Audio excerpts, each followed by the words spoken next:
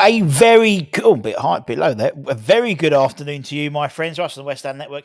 Hope you're safe and well. Busy day on the channel as per usual, but the Premier League is back this weekend, and I can't wait. We'll have the Julian Lopetegui press conference highlights coming up very, very shortly. But it's Hammers Headlines in association with the KUMB.com boys. Check them out for the best news, reviews, and opinions out there. And also, they might be able to show you a good old link to the old naughty football. Not so naughty football, but watching it naughtily. Yeah. One of the forum posts. Just in hashtag just saying. But we've got 3 stories today to talk about. We've already been on a few times. We've spoken about Ollie Scholes signing a new 4-year deal. We've spoken about Tim being sort of back to the future, future plans, succession plans apparently already in place for some of our sort of senior team members in terms of moving on and who's going to be replacing them. And at the beginning of the day, we spoke about Barclaysman, this trend, what makes a Barclaysman? And I put together my Hammers Barclaysman 11. So go back and check that out. But some 3 stories, all a bit of connection. Also, we're talking about some of the internationals as well. A number of the boys played international duty this week. So let's start with the first team, and actually talking about succession plans and tying the likes of Ollie Scholes down to a new 4-year deal with a 5th-year option, tying down Lewis Orford for a 5-year deal could pay dividends in the future. As of next season, the PSR sort of environment and West Ham and other clubs in the Premier League is going to set to change quite radically. Under the current PSR, profit and sustainability rules, under the current model, we're allowed to lose no more than £105 million over a rolling 3-year period. We were put on a watch list back in 2022 by UEFA. Since then, our trajectory has sort of shot up, obviously, with some successful seasons and far more promising in terms of PSR. Thanks basically to 3 successive seasons in Europe. And it really does show the benefit of being in Europe. And that's why we need to be back in Europe. Obviously, we won't get accounts for the 23 and 24 season until next year. But the club are expecting to break their revenue record, which is currently at £253 million. Now, ahead of this season, all the Premier League clubs agreed to almost like a shadow trial of a new PSR system that ties spending to revenue as opposed to profit or loss. Essentially, the system has been made on a sort of a non-binding basis. It's almost like a trial, and it's expected to be voted more formally when they meet for their AGM next summer. So they're trialing it this year, and then they're seeing in the summer how it all works, and then that from next season onwards could be the way PSRs works. It basically mirrors more in line with how UEFA works and their approach, which limits clubs to sort of spending, I think it's 85% or 70% or so on wages, transfers and agents fees like combined. Now, friend of the channel, Sean Wheatson, has suggested that this new way of dealing with PSR is it could make West Ham make some tough decisions potentially when it's put into place, which may suggest maybe the mass turnover of players this summer. I mean, we've bought in 9, got rid of 13, including the ones on loan. I know we needed that to happen, but this is probably one of the biggest squad revamps we've seen in recent history. And to be honest, it's very much a case of making sure we do it now, because it might be a bit difficult next summer, for example. It's expected within the football industry that West Ham will post revenues of around £275 million, which is obviously about 40 million than our previous record for last season. And if, back of the fag paper type of analysis shows that our playing budget, agents' fees would be around 235 million.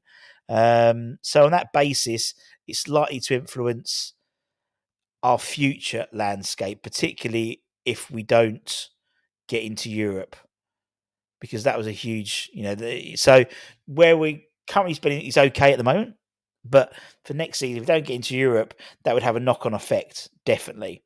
And there could be some tough decisions made in terms of maybe selling one of our main players and buying in cheaper replacements. So someone like Kudus, for example, you could see potentially if we needed to plug a gap, he could be that gap plugger. That's it's the wrong way of explaining it.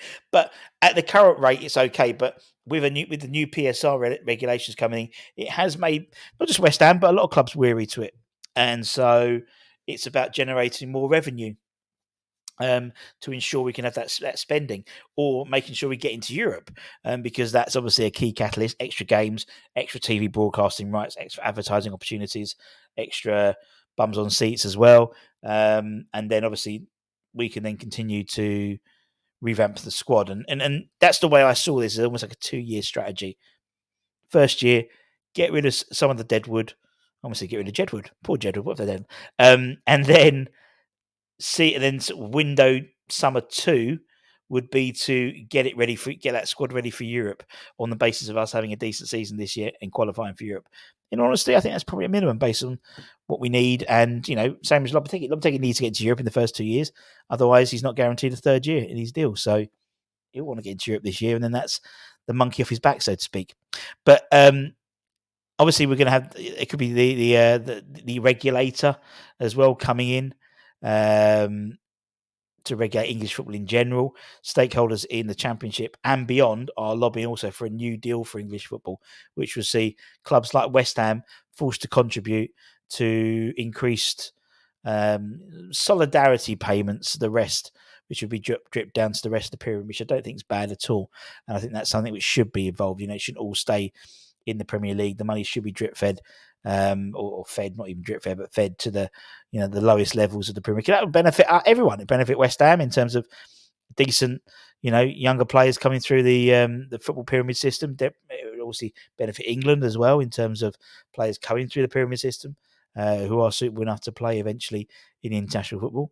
But I thought it's quite ironic that particularly Championship clubs were calling for this, because there was an interesting article from the former Sheffield United manager and chief exec Kevin McCabe, which sort of talks about points deductions and things like that.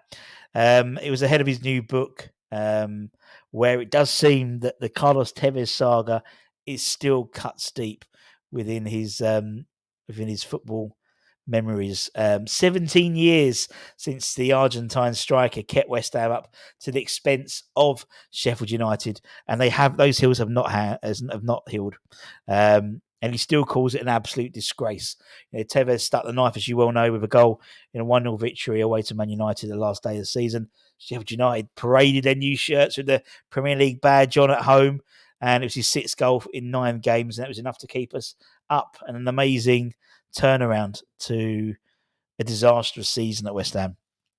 Now, obviously, that was hugely controversial at the time, as West Ham had already been found guilty of breaking rules in terms of signing Carlos Tevez and Javier Mascherano, although he wasn't as good as Hayden Mullins, according to Alan Pardew, in August 2006, as they were part funded by old Kia's company Media Sports Investment, even though rules banned a third party from holding a stake in a Premier League player. Rather than issuing a points deduction demanded by the likes of Kevin McCabe and other relegation rivals, West Ham were just fined £5.5 million before Carlos actually sent down Sheffield United. And apparently, in his interview, Kevin McCabe told Sky Sun Sports, we recognised West Ham were never going to get a points deduction. All the way through the process, it was the gossip of all the chairmen. Everyone knew West Ham had cheated and had admitted cheating, but at no stage did the Premier League, in discussion with the tribunal, ever indicate points should be deducted, which was the norm. They took a chance that West Ham were going to be relegated anyway, in that we had to go to Man United and win. Man United side, which included the likes of Ronaldo, Giggs, Scholes, and and obviously we did win. There were 7 points behind the likes of Sheffield United with 4 or 5 games to go, and still had to play Man United at Old Trafford. So that his belief was West Ham didn't get the points deduction because the Premier League thought we was going down already. The Blades were later awarded £20 million in compensation by a tribunal, but the damage had been done. 4 seasons in the Championship and 6 more miserable campaigns in League One followed before a return to the second tier for the Blades. Couldn't happen to a nicer side. Hashtag blame Tevez. And lastly, I wanted to talk about the international break. Couldn't think where it was then. Obviously, we are due back players with Fulham happening on Saturday. I can't wait.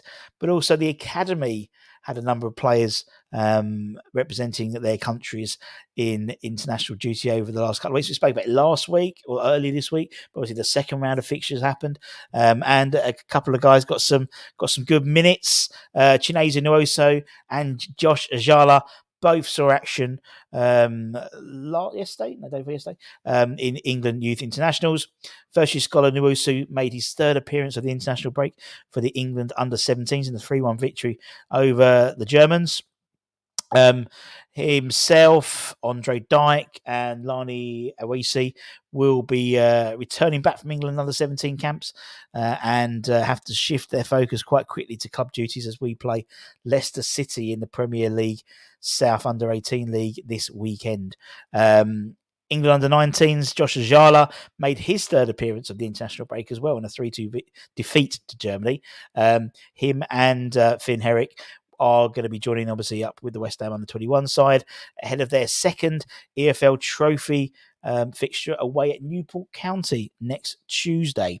Incidentally, also the under-21s will once again face international competition this season as they take part in the Premier League International Cup.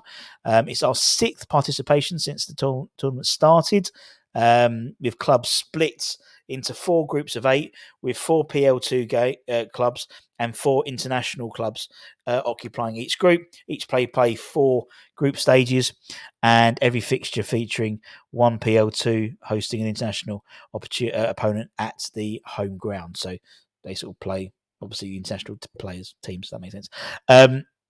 Top 2 of each group progress to the finals as well, quarterfinals. We're in Group B. Mark Robson's side will begin their PLIC campaign. That's the Premier League International Cup for you. This month, they play Benfica on Tuesday, the 24th of September, a day before my birthday, incidentally. Don't know if I mentioned that. And obviously, the day before we play Liverpool away in the Carabao Cup. We'll also host Athletic Club, Lyon and Borussia Mönchengladbach.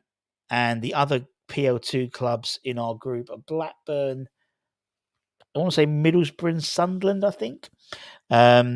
So last season we got to semi-finals and narrowly lost to PSV Eindhoven. It was a close game in that particular second leg, and I think they scored. I think PSV, if I remember correctly, scored in the last minute or injury time or something like that to go through to the final, where they played, I think it was Crystal Palace.